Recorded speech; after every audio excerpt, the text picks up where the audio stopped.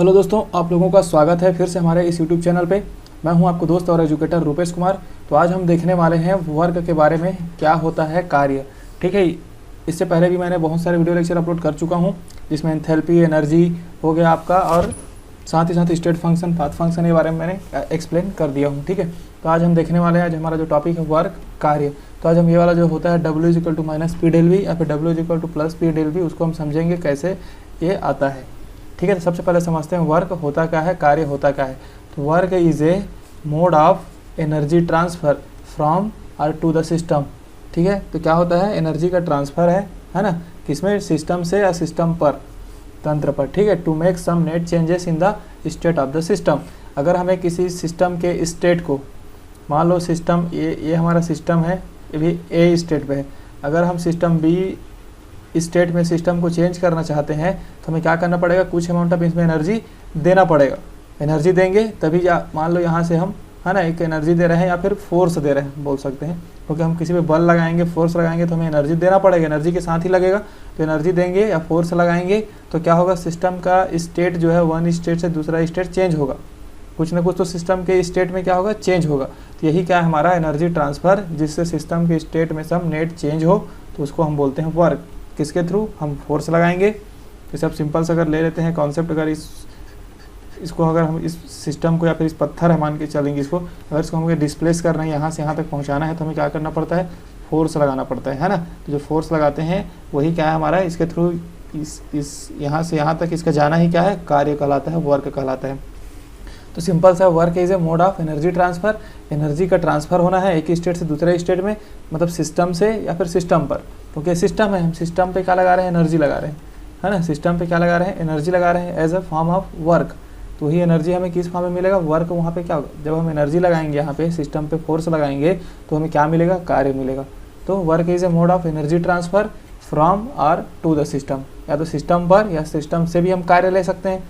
System होता है ना, एक्सपेंशन के केस में क्या होता है, वर्क डन क्या होता है, बाय द सिस्टम होता है। सिस्टम जब कार्य करता है तो गैस का एक्सपेंड होता है।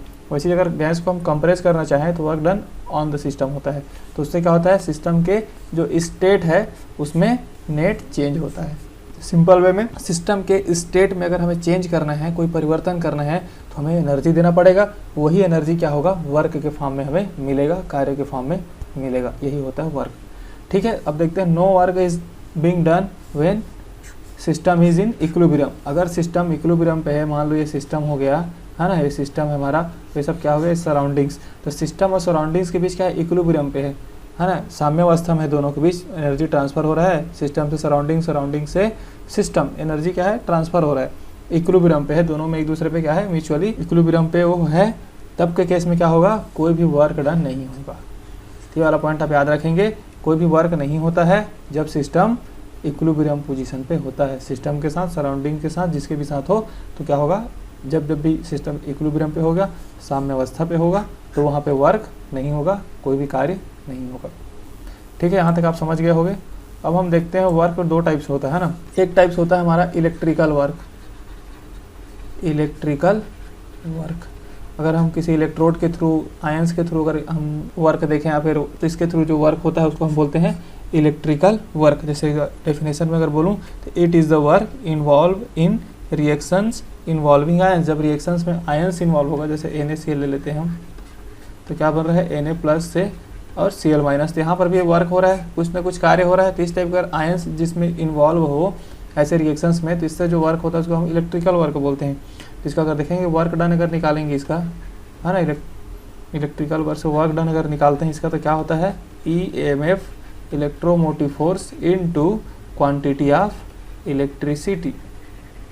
क्वांटिटी ऑफ इलेक्ट्रिसिटी, जितना अमाउंट ऑफ इलेक्ट्रिसिटी हम दे रहे हैं, तो तभी जाके क्या होगा, सिस्टम वर्क करना स्टार्ट करेगा, है ना। इसको हम डिटेल में और समझेंगे जब हम इलेक्ट्रोकेमिस्ट्री को पढ़ेंगे।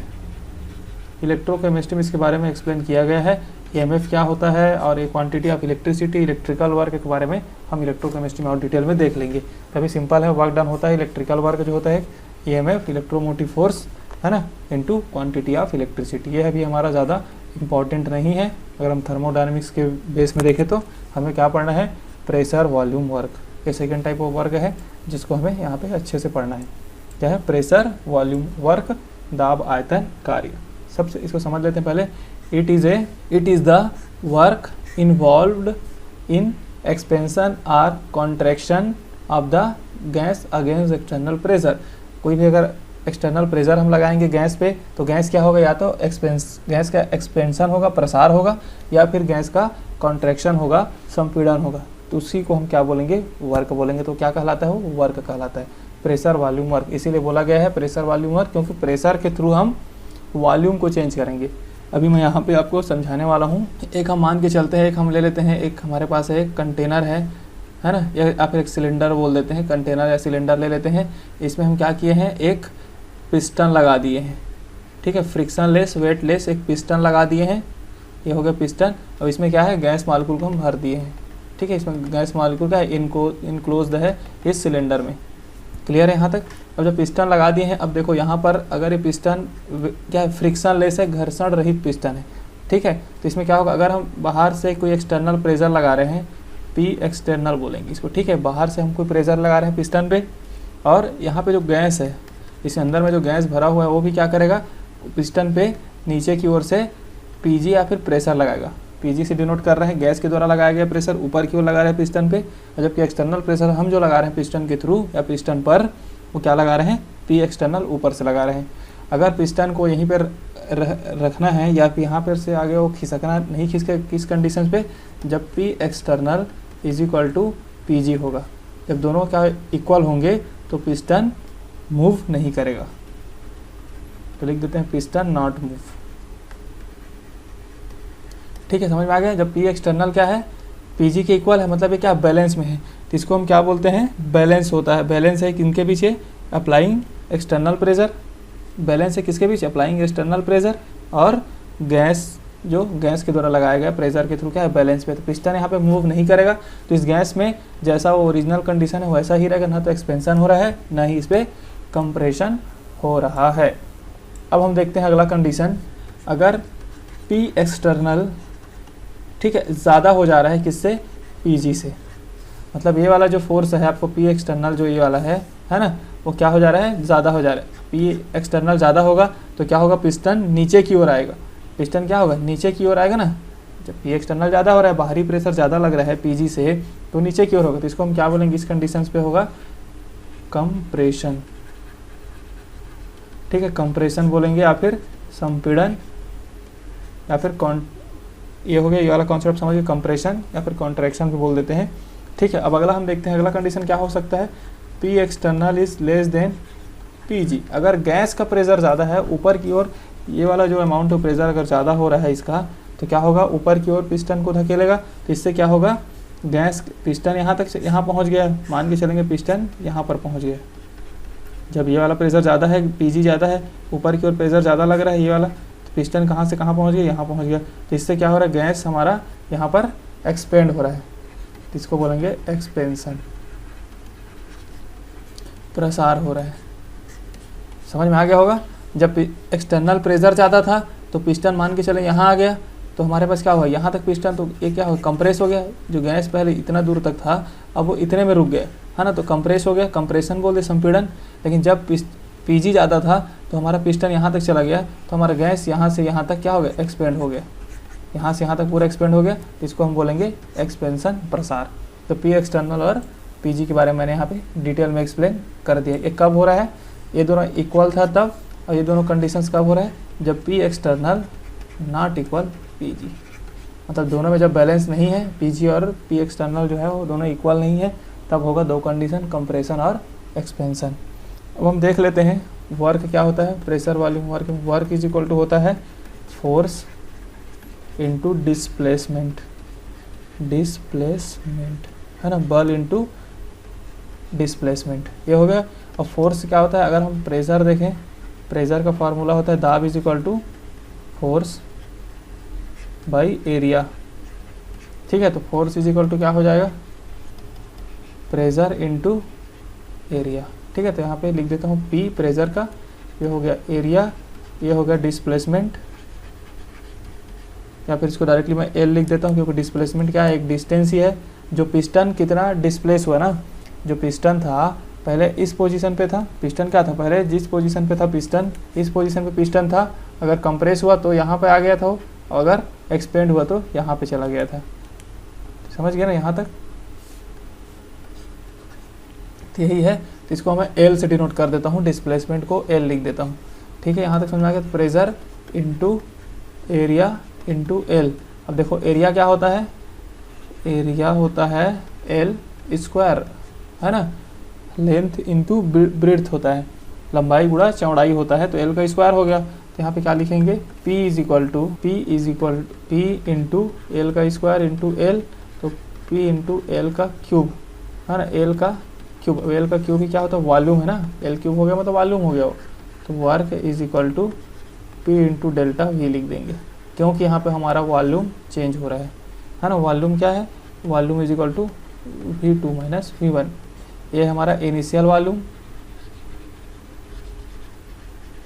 ये हमारा है कंप्रेशन होने के बाद या फिर एक्सपेंशन होने के बाद फाइनल वॉल्यूम। तो समझ में यहाँ तक आपको आ गया होगा। अब हम यहाँ पे दो कंडीशन देखेंगे, ये हमारा निकाल गया work is equal to P del V। अगर work done by the system है, बाय द सिस्टम, अगर सिस्टम वर्क करता है, समझ रहे हो किस केस में होगा सिस्टम वर्क, एक्सपेंशन के केस में। जैसे मैं यहाँ पे एक बार फिर से अच्छे से आपको समझा दूँ, ये होगा हमारा, ये हो गया, ये हमारा गैस था, ये अभी इस पोजीशन पे है गैस, ये सब गैस है ना। ये हमारा पिस्टन लगा हुआ है, ये इधर से मैं एक एक्सटर्नल प्रेशर लगा रहा हूँ P एक्सटर्नल, और यहाँ से लगा रहे हैं PG। अगर PG ज़्यादा है, फिर मैं जैसे बताया हूँ PG ज़्यादा है किससे, P एक्सटर्नल से, तो क्या होगा, ये ऊपर की ओर धकेलेगा पिस्टन को, तो कैसे बन जाएगा वो। और यहाँ पे मैं बना दूँ तो मान लो यहाँ तक चला गया पिस्टन हमारा, ठीक है, ये हो गया। तो अब देखो यहाँ से यहाँ तक क्या था हमारा, V1 वॉल्यूम था। अब देखो यहाँ से यहाँ तक क्या हो गया हमारा, V2 वॉल्यूम। यहाँ पे क्या हुआ, पिस्टन ऊपर चला गया, तो गैस क्या हुआ, पहले एक्सपेंशन हो गया ना, गैस का एक्सपेंशन हो गया, एक्सपेंशन हो गया मतलब प्रसार हो गया। तो इससे क्या हुआ, इसका मतलब ये हुआ कि गैस जो है वो क्या किया, फोर्स लगाया पिस्टन पे, तो गैस के द्वारा कार्य किया गया। सिंपल समझ आ गया ना, गैस के द्वारा कार्य किया गया। गैस ही हमारा क्या है, यही हमारा सिस्टम है, इसी पे तो स्टडी हो रहा है, तो ये हमारा क्या है, सिस्टम है। तो सिस्टम के द्वारा कार्य किया गया, तो वही work done by the system, system के द्वारा किया गया कार्य, तंत्र के द्वारा किया गया कार्य को ही हम क्या बोलते हैं, प्रसार होना बोलते हैं, एक्सपेंड होना बोलते हैं। यहाँ तक आपको मैंने समझा दिया है। अगर सिस्टम के द्वारा वर्क किया गया कार्य होगा तो हम थर्मोडायनेमिक व्यू में क्या लिखते हैं, उसको माइनस के फॉर्म में निगेटिव लिखते हैं। अगर वर्क सिस्टम कर रहा है ना, सिस्टम के द्वारा कार्य किया जा रहा है, work done by the system होता है तो नेगेटिव से लिखते हैं। तो इसका इसमें क्या हो जाएगा, work done is equal to, expansion के लिए मैं बता रहा हूँ, minus P external delta V। तो यहाँ पर आप याद रखेंगे जो P है ना यहाँ पे, ये क्या है, एक्सटर्नल फोर्स है, एक्सटर्नल प्रेशर है, ठीक है। जो एक्सटर्नल प्रेशर हम जो अप्लाई किए थे वही एक्सटर्नल प्रेशर है P, तो वही P एक्सटर्नल लिख दिया, P एक्सटर्नल और डेल्टा V। यहाँ पे देखो क्यों माइनस लिया गया है, क्योंकि work done by the system. तो यहाँ पे समझ गया माइनस P का क्या है, work done by the system. अब सेकंड केस ले लेते हैं, work done on the system, system पर वर्क किया जा रहा है, इसको भी यहाँ समझते हैं। ये हमारा हो गया स्टार्टिंग में, है ना, यहाँ पर पिस्टन है, ये उसका क्या है, गैस का वॉल्यूम है, ये क्या है, V1 है मान लेते हैं, ये पिस्टन है हमारा, इधर से लग रहा है P एक्सटर्नल, और यहाँ से ऊपर लग रहा है PG। अब क्या करेंगे, कंप्रेशन हो रहा है, कंडीशंस क्या है इसमें, P एक्सटर्नल ग्रेटर देन है PG से। जब P एक्सटर्नल जो है, बाहरी दाब जो लगा रहा है वो ज़्यादा होगा, तो गैस में क्या होगा, ये पिस्टन पे फोर्स लगेगा, है ना। अगर पिस्टन पे फोर्स ज़्यादा लगा, इधर ज़्यादा फोर्स लग रहा है, तो क्या होगा, पिस्टन यहाँ पे आ गया मान के चलेंगे हम, तो गैस क्या हो गया, पहले V1 इतना था, अब ये V2 हो गया, मतलब गैस क्या हो गया, कंप्रेस हो गया, संपीड़ित हो गया, है ना। तो इसलिए बोलते हैं ये कंप्रेशन के केस में है, यहाँ पे P एक्सटर्नल, तो P एक्सटर्नल ज़्यादा है PG से, तो क्या होगा, कंप्रेशन, इसको बोलेंगे संपीड़न, ठीक है, संपीड़ित हो गया, एक कंप्रेशन हो गया। तो work done by the system को थर्मोडायनेमिक में क्या बोलते हैं, पॉजिटिव के फॉर्म में लिखते हैं। अगर सिस्टम पे वर्क हो रहा है ना, सिस्टम पर वर्क हो रहा है, देखो ये हमारा सिस्टम है, यही हमारा गैस ही क्या है जो हम स्टडी कर रहे हैं, यही हमारा क्या है, सिस्टम है, तो बाहर से हम क्या उसे प्रेशर लगा रहे हैं, तो इसका मतलब ये हो रहा है कि हम उस सिस्टम पे कार्य कर रहे हैं, है ना। प्रेशर बाहर से हम लगा रहे हैं, इसका मीनिंग ये हो रहा है कि हम सिस्टम पर कार्य कर रहे हैं। तो थर्मोडायनेमिक उसे पॉजिटिव लेते हैं, तो क्या हो जाएगा, work done on the system का सिंपल सा होगा, प्लस लिखेंगे यहाँ पे पी एक्सटर्नल डेल्टा वी। ये हो गया हमारा work done by the system on the system. तो पी एक्सटर्नल लिख सकते हो V2 माइनस V1। तो सिंपल सा कॉन्सेप्ट आपको यहाँ तक समझ में आ गया होगा। Work done by the system मैंने बता दिया, work done on the system भी बता दिया। अब हम देखते हैं इरिवर्सिबल एक्सपेंशन के केस में क्या होता है। अगला क्या है, थर्ड पॉइंट ले लेते हैं, रिवर्सिबल एक्सपेंशन। हिंदी में क्या बोलेंगे, अनुत्क्रमणीय प्रसार के केस में हम देखेंगे इरिवर्सिबल एक्सपेंशन के केस में क्या होता है। तो इसमें क्या होगा, इरिवर्सिबल। अब देखो यहाँ पे मैं अगर इस टाइप से अगर एक बना दूँ, है ना, यहाँ पे हमारा क्या लिखा है, पिस्टन लगा हुआ है। अब यहाँ पे क्या लिखा है, पहला टर्म देखो आप, एक्सपेंशन लिखा है, क्या है, प्रसार। इधर से क्या लग रहा था, पी एक्सटर्नल, इधर से ऊपर लग रहा था पी जी। एक्सपेंशन हो रहा है, मतलब जो पी जी है वो ऊपर की ओर धकेल रहा है इसको यहाँ तक। अभी बताया ऊपर में एक्सपेंशन के लिए क्या कंडीशन है, एक्सपेंशन के लिए कंडीशन है P G is greater than P external. अब यहाँ पे देखो इरिवर्सिबल है, मतलब ये हमेशा आगे होता ही रहेगा।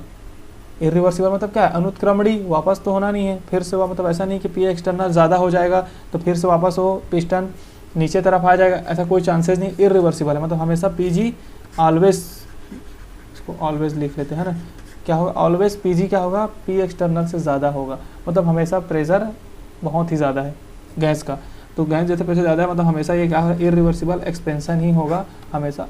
तो इस केस में क्या होगा, हम ऐसा एज्यूम कर सकते हैं कि पी एक्सटर्नल क्या है, ज़ीरो है ना। अगर पी एक्सटर्नल ज़ीरो है मतलब बाहरी प्रेशर लग ही नहीं रहा है, तभी तो गैस का प्रेशर क्या है, हमेशा उस गैस को एक्सपेंड कर रहा है। गैस को क्या कर रहा है, पिस्टन को ऊपर की ओर धकेल रहा है, तो गैस, इसका मतलब ये हो रहा है कि गैस एक्सपेंड होते जा रहा है। अगर पी एक्सटर्नल कुछ लगा ही नहीं है तो ये गैस क्या होगा, एक्सपेंड होते जा रहा है, बाहरी की ओर ही लग रहा है प्रेशर, और उससे गैस का एक्सपेंशन ही हो रहा है, तभी तो इरिवर्सिबल होगा ना, फिर से वापस नहीं आएगा। इरिवर्सिबल मतलब हमेशा आगे की ओर जाना, उसका वापस नहीं आएगा रिएक्शन। इसका मीनिंग ये भी हो रहा है कि पी एक्सटर्नल वहाँ पे क्या है, जीरो है। पी एक्सटर्नल जीरो होगा तो वर्क डन क्या होगा, वर्क डन हम क्या देखे थे, पी एक्सटर्नल और डेल्टा वॉल्यूम, तो P external zero into delta भी कुछ तो क्या होगा, ज़ीरो। तो वर्क डन क्या होता है, इरिवर्सिबल एक्सपेंशन में ज़ीरो होता है। ये वाला पॉइंट भी आप याद रखेंगे, ये बहुत ही, इसको हम क्या लिखते हैं, इरिवर्सिबल एक्सपेंशन को क्या बोल देते हैं, फ्री एक्सपेंशन। तो आपसे अगर फ्री एक्सपेंशन पूछे, देखो फ्री एक्सपेंशन इसीलिए है क्योंकि यह फ्री है, कोई भी पिस्टन यहाँ पे नहीं लगा है, तभी बोल रहे हैं इसको फ्री एक्सपेंशन। कोई भी ऊपर से बाहरी एक्सटर्नल प्रेशर नहीं लगाया जा रहा है, गैस फ्रीली एक्सपेंशन हो रहा है, गैस का फ्री ही बिना कुछ प्रेशर लगाए हुए गैस खुद से क्या हो रहा है, वो प्रसार हो रहा है, गैस का एक्सपेंशन हो रहा है। तो इसका मीनिंग यही हो रहा है कि उसमें क्या है, कोई भी पी एक्सटर्नल प्रेशर नहीं लगा है, बाहर से कोई भी प्रेशर उसमें नहीं लगा है, तभी तो गैस क्या होगा, फ्री वो एक्सपेंशन होता रहेगा। तो इसका हो गया work done, P external zero, तो यहाँ से मैंने बता दिया वर्क डन जीरो होता है। तो आपसे फ्री एक्सपेंशन पूछा जाए तो भी आप यही लिखोगे, है ना, और वैक्यूम में अगर पूछा जाए तो भी आप यही वाला आंसर लिखोगे। तो फॉर फ्री एक्सपेंशन में बता दिया। अब एक और दोस्तों, उम्मीद करता हूँ आपको यहाँ तक समझ में आ गया होगा, हाँ ना। इरिवर्सिबल एक्सपेंशन हम लोग देख लिए, इससे पहले मैंने work done by the system, work done on the system को अच्छे से मैंने एक्सप्लेन कर दिया हूँ। तो मिलते हैं नेक्स्ट वीडियो लेक्चर, तब तक के लिए चैनल को आप सब्सक्राइब कर दो, ज़्यादा से ज़्यादा वीडियो को लाइक करो और ज़्यादा से ज़्यादा कमेंट करके शेयर कर दो। ठीक है दोस्तों, मिलते हैं नेक्स्ट वीडियो लेक्चर में। तब नेक्स्ट वीडियो लेक्चर में मैं वर्क डन आइसोथर्मल एक्सपेंशन के लिए वर्क डन बताऊंगा, and isothermal reversible expansion, isothermal reversible compression, एक एक करके हम सबको वर्क डन निकालेंगे। तब तक मिलते हैं नेक्स्ट वीडियो में। आज के लिए यहीं तक है। थैंक यू दोस्तों।